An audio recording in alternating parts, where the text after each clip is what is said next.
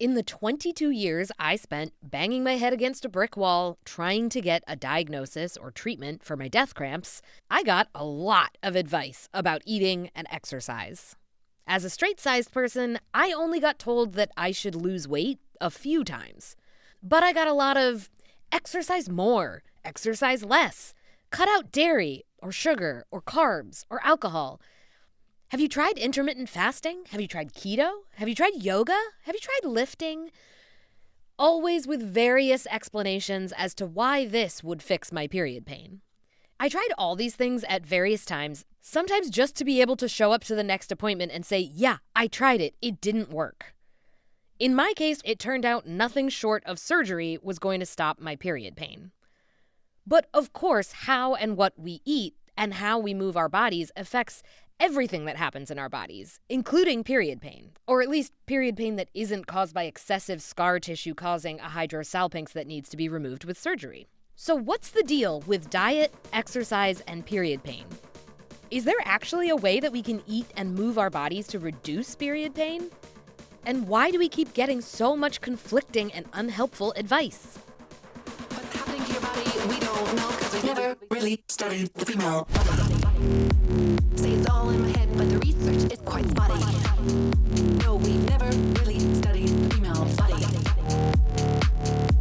I go to the doctor to get dismissed. Try losing weight, you're just anxious. That's fine, that's cool, I'm not pissed. Just wait 10 years for a diagnosis. Psychosomatic, you're so dramatic. Hysterical, emotional, hormonal, erratic. Heart disease, chronic fatigue, depression, and anxiety. Do you have pain? No, you don't, because we've never really studied the female body. Welcome back to CRAMPED, the podcast where I try to find answers to my and other people's questions about their period pain. I'm your host, Kate Helen Downey. If you just found this podcast, you might want to go back and listen from the beginning of season 1 to get the whole story of my death cramps, some of the history of women's healthcare, and the reasons why we've never really studied the female body, like the song says. If you would like to support this podcast, and we really rely on your support as a completely independent show, you can do that via our Patreon at patreon.com/cramped. If you join the Patreon, even at the free level, you get bonus episodes, ad-free regular episodes, plus access to our Discord community that is full of other crampers sharing their own experiences and information that's been helpful to them. And just a quick reminder to stay on the good side of the law, I am not a doctor. This is not medical advice. Everything presented in Cramped is my own and others' personal experiences. I am just a research nerd with a uterus and a microphone sharing information I've found. Today we're talking about eating, exercise, and period pain. And I know each of those three things is a huge topic by itself. So today's episode is really about the middle spot in the Venn diagram of those three things, where they overlap. And it's pretty tricky to find someone who can answer these kinds of big picture questions about eating, exercise, and period pain. Luckily, I came across Allison Yamamoto. I'll let her introduce herself, but I found her because of the education that she does on social media around a condition called REDS, Relative Energy Deficiency in Sport. REDS has a lot in common with severe period pain because it most often shows up in women. Medicine is just starting to research it and understand what it is and take it seriously. And once you understand what it is, you realize you've been gaslit your whole life. I instantly knew that Allison would fit right in on Cramped because she does a lot of reading medical research papers and translating them for the rest of us. So let's talk to her about how diet, exercise, and period pain interact. I'm Allison. I'm so excited to be here. I have a background being a collegiate athlete and a marathon runner. I am a sports nutritionist as well as a certified trainer. And so I have a lot of experience at the intersection of not only the nutrition and the fitness, but also how that relates to our hormones, which is something that we don't often understand how those things all intertwine. And I got into this because of kind of my own experience with some of these challenges. Have you struggled with painful periods? I have struggled with pain in relation to my period, but I wouldn't say that like I have particularly anomaly level pain when it comes to my actual period, but I've had a lot of pain as it relates to the inconsistencies or just confusion and dismissiveness that I've experienced with the irregularities in my period.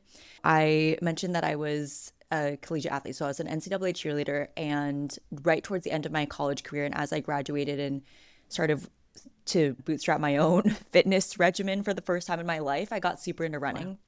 And around that transition, I noticed that my period was becoming really irregular. It hadn't ever been irregular like that before? No, it had always been really consistent, in fact. So when this went irregular and I went to the doctor, I was like, this just, something seems wrong, because I was also just so invested in my health that it didn't make sense why now my cycle was becoming irregular. This was a new thing. So clearly something was off, something was wrong. And what did the doctor tell you? Exactly, yeah. And of course, the doctor told me exactly what I was experiencing, and then I got it all solved and everything was great. No. We listened to you, really helped you try to figure out what it could be, did tests. No, none of that. Exactly, yeah. And I joke, but actually I do think that there are so many clinicians now that are taking more of that approach. But at the time, especially, this was just not, there was not a lot of information about this type of like period irregularity. So I was told I could be put on the pill, which I tried for a year or so. And that, quote unquote, was my understanding, like fixed the problem. When, which I put in air quotes because it actually just masked the problem. When I decided to go off it again, I realized that it was still irregular. And in fact, it ended up proceeding to becoming really missing altogether for several years within there as well. What's the word for that? Amenorrhea. Amenorrhea, yes. Yeah, is amenorrhea. It amenorrhea or amenorrhea? I usually say amenorrhea. It's one of those words I've definitely only read, never heard people say. Yeah, and I think the flavor of amenorrhea that I was experiencing was secondary amenorrhea, meaning that I had gotten my period before and then it went missing, as opposed to primary where you just haven't gotten it yet. And even furthermore, it was this version of it called FHA, which is functional hypothalamic amenorrhea, which essentially is attributing the cause of the missing period to the lifestyle factors. So for me, that was a combination of low energy availability and mismanaged like stressors on the body, essentially, which can involve training as well as other factors like the conventional stressors we'd usually think about. You know, the low energy availability, so that comes down to nutrition, and the way that we're dieting can also present a stress on the body.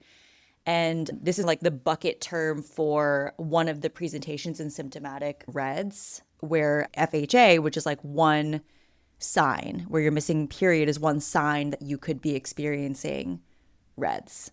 So that was a lot of clinical terminologies. No, I love it. We love it. So FHA is basically saying you have amenorrhea and it's because of something you're doing, or like a way that you're not giving your body what it needs in order to have a regular period. Okay, so let's talk about REDS. What is it? Yeah. Yeah, so REDS it stands for Relative Energy Deficiency in Sport. And it's kind of a mouthful, to be honest.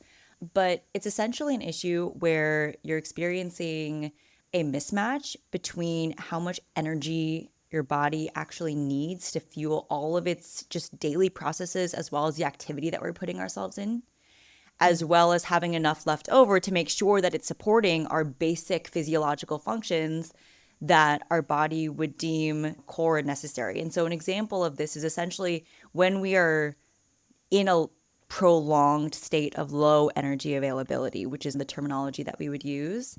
And we can go into kind of what that means, because a lot of times the framework around just calories in and calories out is actually too reductive to capture what our body is going to interpret as low energy availability. When we're talking about energy availability, the only thing that I can think of to add energy is food. But I guess like also sleep? Great question. The primary thing we are talking about when it comes to energy availability is food and nutrition. However, the concept around calories in versus calories out, I feel like that is just everywhere. Whenever the topic of diet comes up, there is always somebody being like, oh, it's just calories in, calories out. If you put less calories in and you make sure more calories go out, then you're going to lose weight. You're going to be healthier. And this seems to be like, nope.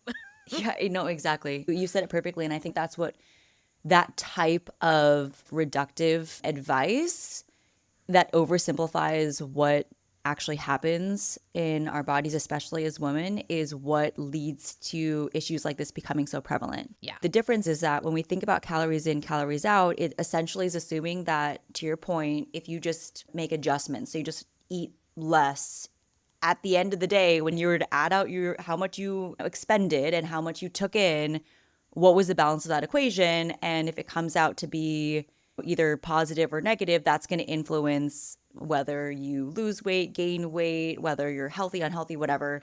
And that's what like all these Oura rings and Apple Watches, we're trying to track all of our expenditures so we can do the math correctly so we can get the result we want, which is a lot of the time losing weight. I assume you're going to tell me it's not that simple and other bad stuff happens. Yeah, and the whole trackers thing is a total other really important topic, which is to what extent should we be looking at that data? What's noisy, what's meaningful, and how much should it be impacting us? Bringing it back to the energy availability, what we often don't think about is that, especially as women, our body can interpret us to be in a state of low energy availability, independent actually from the actual caloric equation. So an example of this would be, let's say that in my routine, I were to wake up in the morning and I'm really busy and I have a full work day. So I wake up pretty early. It's still dark out. I go for a workout.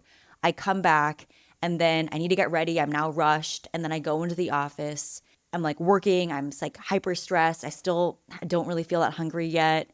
And then now it's like lunchtime and I'm having my first meal. So that's an example where we're actually getting into low energy availability. And the reason for this is that likely the last time that I ate was the previous night. And so we're going for a long period of time without having anything. And when we wake up in the morning, naturally our cortisol is going to spike from a hormonal perspective in the mornings. But the fact that we're also, or in this example, putting our bodies under exercise, which is literally by definition, like we're putting ourselves into a state of stress. Exactly. Yeah. And so it's heightening our body's stress response, which women are more sensitive to as a result of that training session. So this long period of what we're calling low energy availability is actually this more stressful state on the body, which can lead to disruptions in our hormones as a result of our hypothalamus essentially signaling to us like, oh, we're not really safe.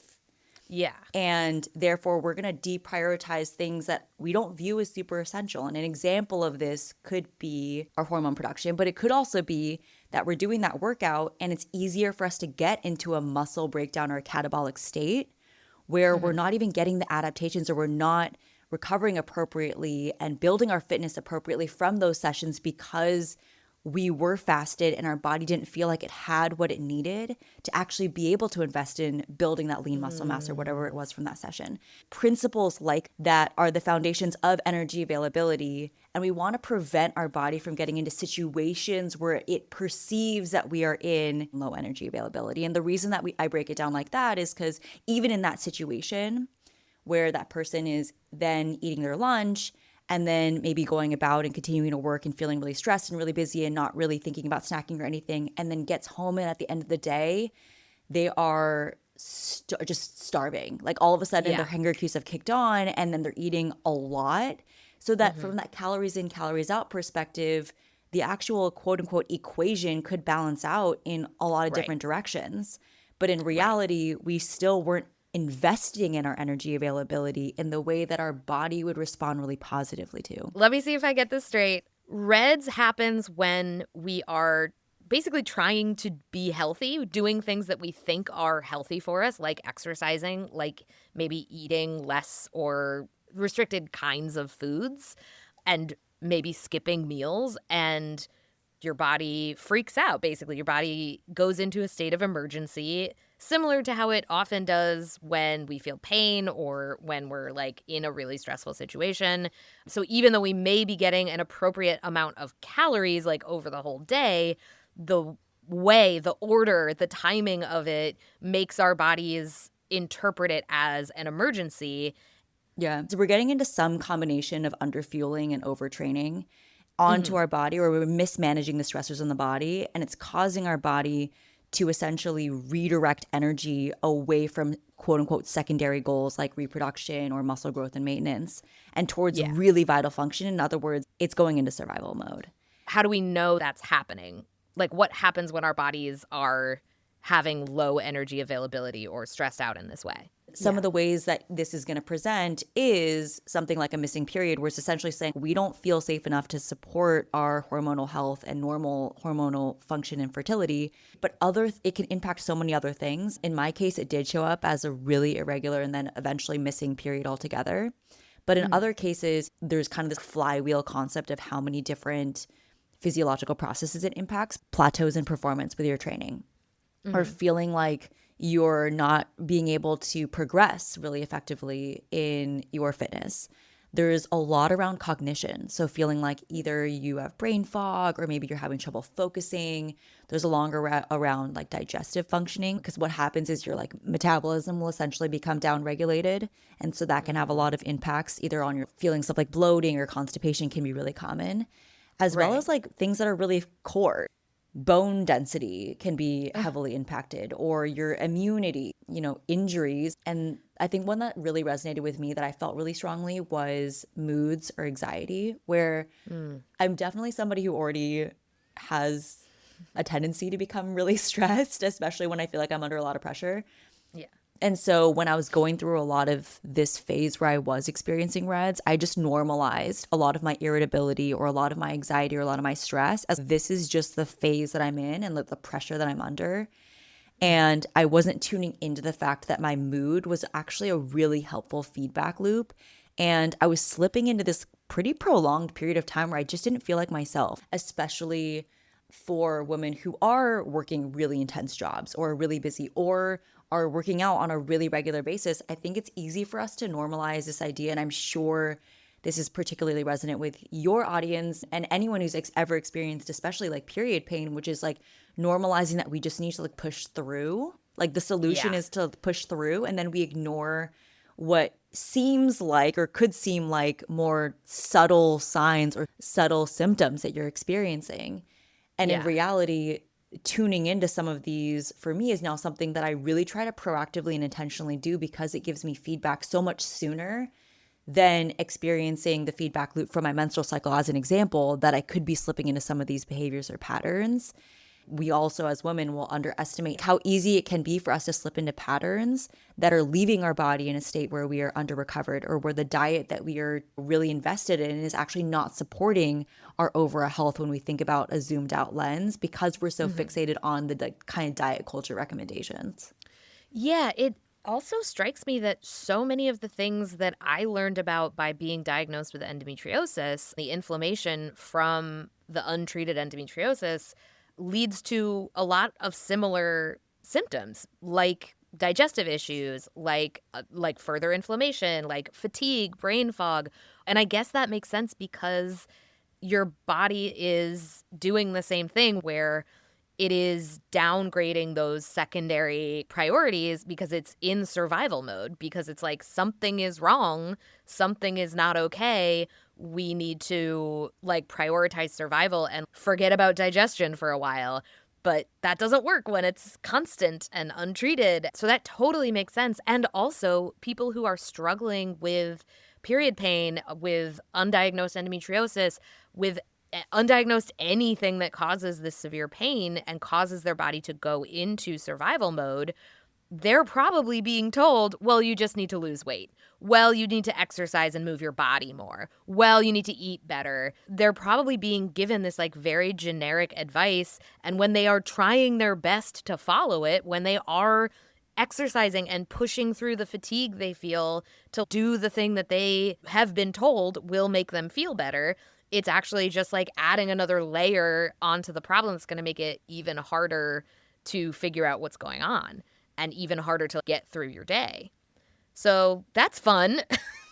And you hit it on the head, because that really leads it back to this whole conversation around stacking. There was kind of like a little period of time within my menstrual dysfunction history where I got misdiagnosed with PCOS, which unfortunately is actually common for somebody who is experiencing amenorrhea. So when I started looking into that, a lot of the information that I was seeing was about what you need to cut out and how you need to make sure that you're restricting these certain things. During that period of time where I was really trying some of these things because I genuinely wanted to fix what I felt like Right. was a red flag, it was really just exacerbating the problem because it was eliminating a lot of the options I had available to me. And then if anything, it was causing me to feel even more like guilt and then even like hesitation around certain foods. Yeah, a lot of the suite of symptoms and issues is really similar to a lot of the other diagnoses that exist and are out there. And I they're think, also really hard to get diagnosed with. Often you have to chase these diagnoses for years. Like the average to get diagnosed with endometriosis is 7 to 10 years. It took me 22 years. It is really hard. If you're also dealing with that, you might not be paying attention to the ways in which the eating and the exercising is playing into these symptoms and layering on top of these. yeah. And the one thing that I do want to emphasize here is that I think that a lot of times we are affiliating this type of condition where we're having this like low energy availability with weight loss or with a certain body type or a certain body composition. And reality that this can happen in any body size, shape, type, form. It can even happen in males as well. So it's something that is a lot more all encompassing than I think a lot of times we might bias in our brains. That's a good shout. This is still something that is not as widely known as it should be, but probably if you are in a larger body, it is even less known. You are even less likely to be accurately diagnosed with this. Yeah, no, absolutely. And I think to your point, in terms of creating pressure around weight loss, it's coming at us from so many angles. Right. So many angles. It's what we're seeing online. It's what we're seeing, the comparison. It's what we're seeing just normalized in terms of society. And I think that that's what makes right now a really important time where we can be more aware and tuned into where we might be falling into some of these traps. We're going to take a quick break and we'll be right back. Cause we never really studied the female body. Welcome back to Cramped. We're talking to Allison Yamamoto about how easy it is for women in particular to end up in a situation where the way we're eating, exercising, and experiencing stress gets interpreted by our bodies as a state of emergency, and that can cause our bodies to go into survival mode. This can cause a whole constellation of symptoms that can stack up on top of the symptoms from conditions like PCOS or endometriosis, especially when they're undiagnosed, and just make everything worse. We've talked about how this happens and why this happens. If someone is listening and they feel like, oh, that sounds like me, I'm doing that, I'm exercising on an empty stomach, I might have low energy availability and that might be exacerbating my period symptoms, what do they do? How do we not do this? Yeah. This is really about focusing on the principles of energy availability. And the most simplified version of thinking about energy availability is essentially making sure that you are having enough early enough in the day and at regular enough intervals, and that we aren't restricting heavily on any specific major food group, like any of the macronutrients. And I know that this sounds simplistic. These principles around energy availability at the most baseline levels are not insanely complex, but rather they break down a lot of the standards and expectations that we have around what quote unquote good looks like when it comes to how we're managing our nutrition. So an example of what could be really valuable is waking up, having something before you go work out, if that's something that you do first thing in the morning, thinking about how you're fueling before, during, and after your workouts, thinking about how you're having snacks throughout the day. And I think a lot of the times we are taught that we need to ignore our hunger cues to the point where they go away. And then we don't have reliable hunger cues that are actually firing because our body has expected, we've trained it to not expect food at that time. But if I were to distill it into the most basic principles, that would be it. And I just want to normalize that. I've worked with women in this space for a really long time, and the majority of them are not doing these foundations. They aren't doing these foundational energy availability principles, which is why I outlined that as a starting point.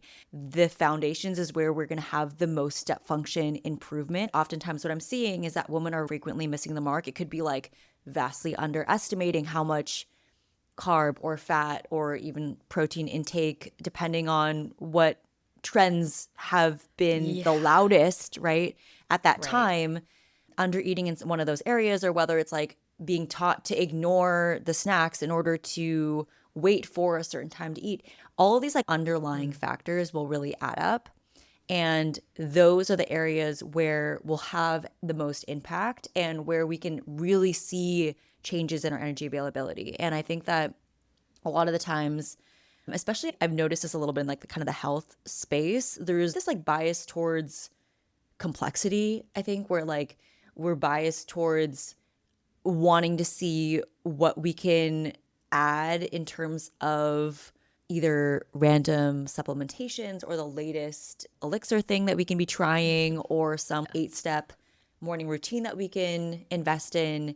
And I definitely fell into this trap too, where for a long time my bias was like, I am healthier the more complexity I'm adding. Right. The more I'm paying attention to it, the more I'm like actively doing something, the better I must be doing at this, because I'm trying really hard. It's very effortful. That's a lot of us straight A students, nerds.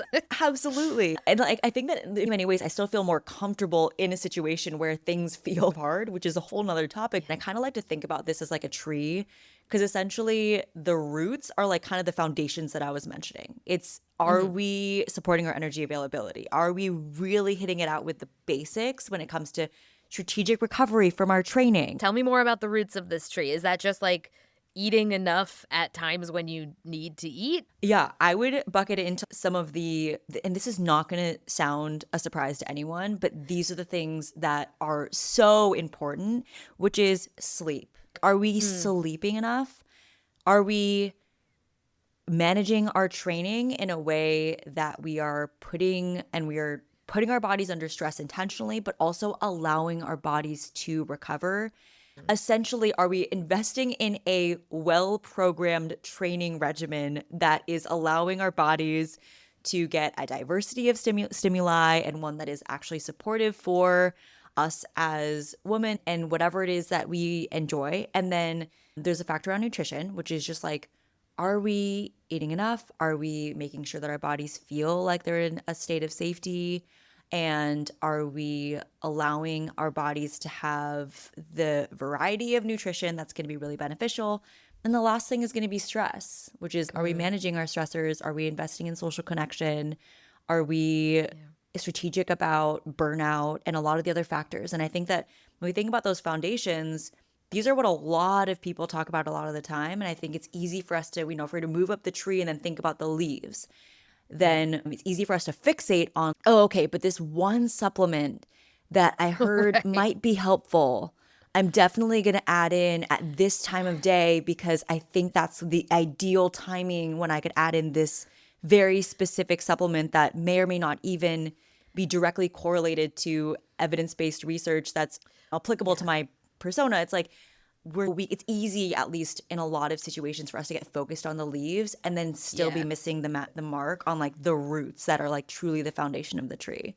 Yeah, we talked about this a lot actually in the hormone episode. In episode 5, we talked about like how easy it is to get taken in by like supplements around hormonal stuff, because it's this big mystery. And like, we know there's something going on. We can tell when something's off, but what we don't realize is, if you think your cortisol is too high, what is going to help that much more than a supplement, 9 times out of 10 going to be just like, take a nap, say no to a project. And I don't mean to say that it's simple. For a lot of people, that is impossible or like really hard. And so it makes sense that we want there to be an easier answer, that we like want to believe that we could take a supplement and fix this problem. But the harder yet simpler answer is, if you are stressed out, if you are tired, take a nap. Make sure you go to bed early. That is our body communicating with us. If our body is in survival mode, it is because it's not getting something that it needs and it interprets it as an emergency. And there might be things we could do behavior-wise or nutrition-wise that can give our body what it needs. Sometimes in the case of like endometriosis, that's much harder. We can't by ourselves fix that for our bodies. There's things we can do to lower inflammation, but for the most part, like we need intervention there. A big thing we've talked about with a lot of conditions that cause period pain, if you have been experiencing them for years and years, there's a lot of that layering, whether it's PCOS, whether it's fibroids, whether it's no matter what it is, whether you've had surgery in the past, your body is in a state of stress and trauma about these things. And it would not surprise me if like energy availability in some way or another is part of that layer and something that we could think about as a way to take care of ourselves, even if we're not actually experiencing REDS technically. I'm sure there are ways we could help out our bodies to get them the energy availability that they need. I'm really curious about how periods and hormonal shifts affect energy availability. I have absorbed the knowledge somewhere, I don't even know where, that when you're in your luteal phase and your progesterone is really high and like your temperature is actually like a degree higher, you're burning like something like 300 more calories a day just because your temperature is higher all day because of this progesterone, and your body is like building this lining of the uterus that it's gonna then shed, and that takes calories and energy. One thing I've gathered is that we talk a lot about, cravings right before your period, cravings while you're on your period, and it suddenly clicked to me like, that's not just, weird, I have cravings because I'm on my period. It's no, your body needed more calories than you were giving it for 2 weeks. And by the time you get to your period, your body's just like, give me calories. Like, I need more energy because I'm doing things. I'm building this lining. I'm keeping your temperature higher. I need more fuel. And it's not just like funny that we get cravings and like women are weird. It's no, we were burning more energy. I'm asking you, is that true? Do I have that right? Such an important question. And I think it also speaks to the fact that there's so much more research coming out that's really exciting, that's really pushing the needle in terms of what we understand around the menstrual cycle and its impacts on everything from like exercise to performance to dietary needs. There have been some studies that have indicated that women have a need to or end up increasing their intake as a result of their menstrual cycle in the luteal phase, exactly as you said. It's not necessarily as high as 300 calories. And so there's going to be a variation there. I've seen like 2 to 12% of needs increase during the luteal phase, but there's still individual variation that we are seeing. And one thing that I do also just want to flag is that, and I thought that you pointed this out really well, which is like even something like REDS, it's on a spectrum, and the severity of symptoms that we experience are going to also be individualized. In the same way, one of the more subtle indicators or outcomes of REDS, or a lot of other factors, as I'm sure you and everyone listening is aware of, is that we can have anovulatory cycles. And that can also impact what is going to happen and what we're going to experience in the luteal phase. And so a lot of the times, yes, we could, if you're feeling hungrier, have an extra snack. If you feel like you're experiencing a lot of fatigue in that luteal phase, there has been some evidence that if you increase your carbohydrate intake, especially around your training, that can dampen a lot of the effects that we experience during that phase, if that is something that you experience.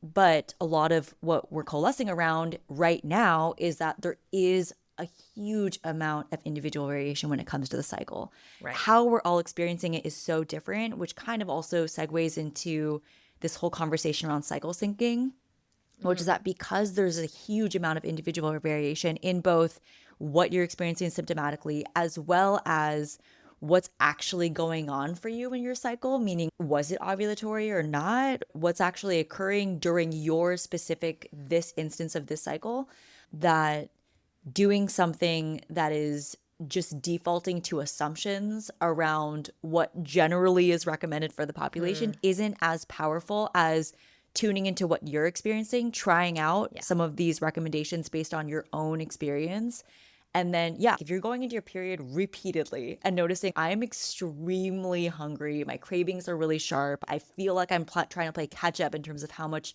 my hunger cues are going off, that could definitely be a signal. And like, definitely try to just have some sort of snack in addition to what you normally have in the luteal phase leading up to your period. But it's not going to be a blanket, like, we all need to do this in all instances. Not to mention, there's a ton of people who are on some sort of like contraception or hormone intervention that's also going to change how they're experiencing different phases of their cycle. Yeah. How does this link in with like intuitive eating, which is a buzzy phrase that I've heard a lot? Is this like, yeah, we should all be doing more intuitive eating and like intuitive exercise type, like listening to our body and what our body says it wants? Where does that all fit in? Yeah, I love this question because I think that when it comes to intuitive eating, a lot of the times what we expect that to mean is just, okay, I'm going to not really have any sort of structure and then just going to go by feel and vibes. When we think about our bodies getting into a place where we're in survival mode, we are not firing reliable signals from our body during that period of time. And so it can actually be really dangerous to go into what we might view as quote unquote intuitive eating, meaning like trying to respond to these cues that we're expecting from our body. You know, one of the biggest objections I get to like having something before you work out in the morning, which is beneficial for us regardless of whether or not we're in a state of reds. One of the biggest objections is like, well, I'm not hungry. We can create a structure around how we are being strategic around our nutrition, and our body can be trained to actually adapt to be like, oh, actually now I can expect that there's going to be something that's coming in before right when I wake up. And in many cases with the women that I work with, they actually see that their hunger cues start to respond to that. Oh, I actually am expecting food, so I can tell you that I'm hungry when we're waking up in the morning. And I think that's actually a part of intuitive eating that often gets overlooked, which is that finding that structure and that framework can still be a part of eating intuitively, which essentially requires us to be in a place where we can trust that those signals are firing reliably. The other one that you mentioned, which is exercise, I think is a huge one that's underrated, which whether you call it like RPE-based training, which is like rate of perceived exertion, or intuitive exercise, which I love that you use that phrase, that can be super powerful. I know for me, when I'm a pretty regimented, like structured, disciplined person. And so for a long time, I was training just like, is this what I am supposed to be doing today? Right. Yes. Okay, then I'm doing it.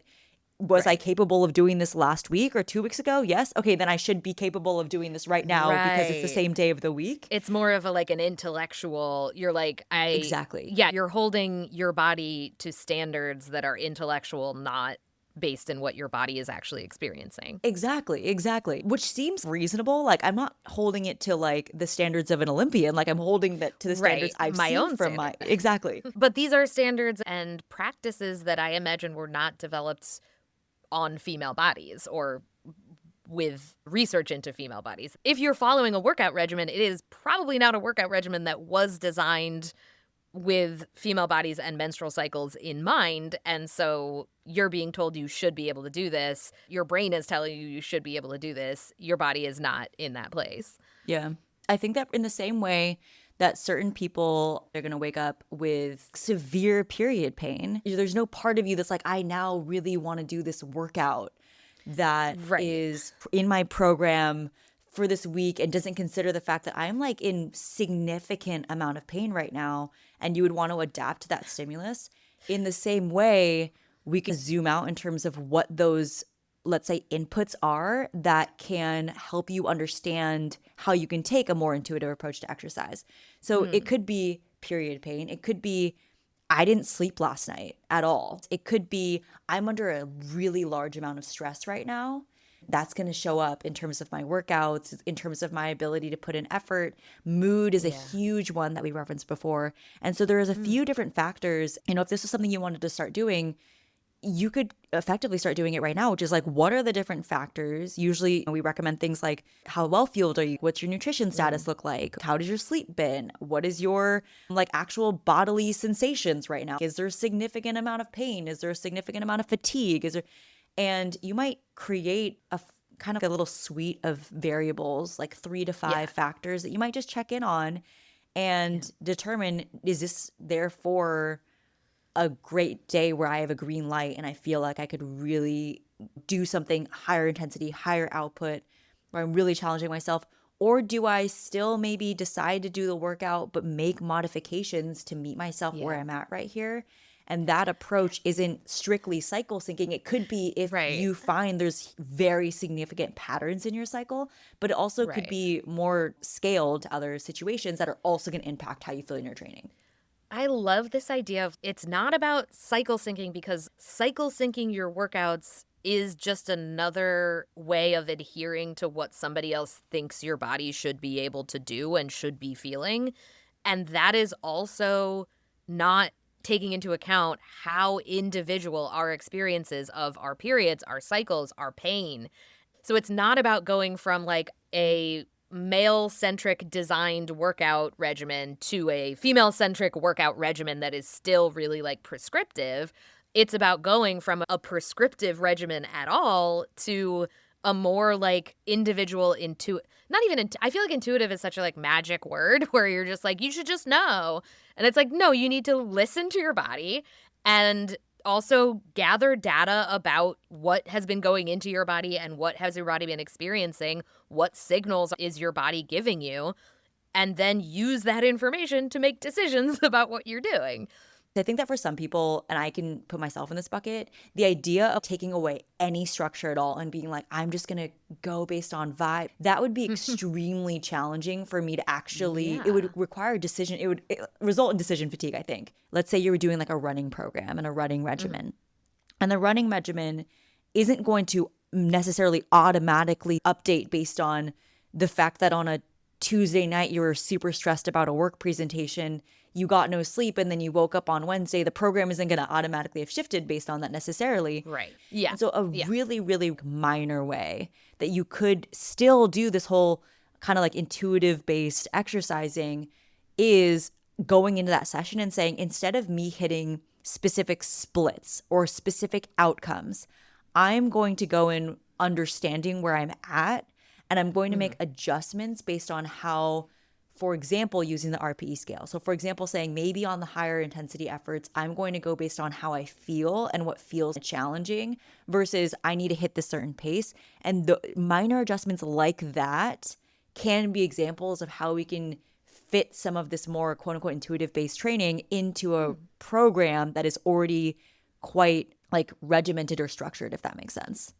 Yeah, totally. Where can people go if they want to learn more about RED-S and how to take care of themselves and make sure that they have this energy availability that they need? If you wanted to get very scientific about it, then you can go to, there's like research papers, and the IOC has like a consensus statement that we could link in the story notes if folks are interested. It's something that I talk about a lot on my newsletter and also on my Instagram. So if you ever wanted to connect with me, I'd be more than happy to chat with you about this or anything else adjacent to any of the topics that we covered today.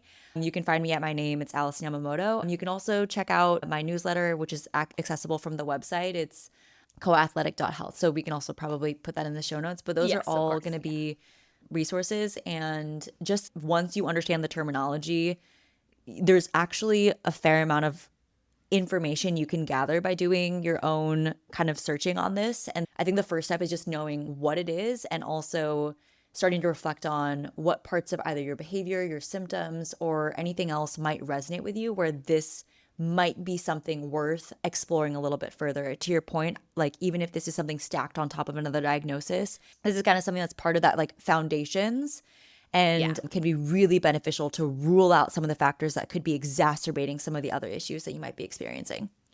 Thank you so much for chatting, Allison. Thank you so much for having me. It was great to have this conversation. And if it resonated with anyone, I would love to hear from you. That's it for this week's Cramped. If you've had an experience with RED-S that you would like to share, we would love to hear it over on the Cramped Discord, which you can join by supporting us on Patreon at patreon.com/cramped, even at the free level. I absolutely welcome any corrections or further information, and you can reach out to me on Instagram at Kate Helen Downey or email us at crampedpodcast@gmail.com. See you next time.